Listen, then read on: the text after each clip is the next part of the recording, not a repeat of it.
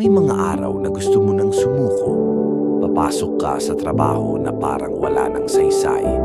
Pare-pareho ang routine, pare-pareho ang problema, at parang wala ng pagbabago. At doon ka mapapaisip, susuko na lang ba ako? Magre-resign na lang ba? Pero kaibigan, tandaan mo ito.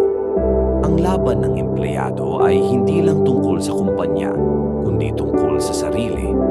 Kung kaya mong bumangon araw-araw, kung kaya mong tiisin ang pagod, ibig sabihin, may disiplina at tibay kang hindi matutumbasan ng kahit anong titulo. Oo, darating ang oras ng pagbabago. Pwedeng umalis ka, pwedeng maghanap ng mas maganda. Pero hanggang andito ka, gawin mong hakbang ang bawat araw. Hindi lang para matapos ang oras, kundi para mas maging matatag, mas maging marunong, mas maging handa. Ang tunay na empleyado ay hindi lang sumusweldo. Siya ay natututo. Siya ay lumalaban.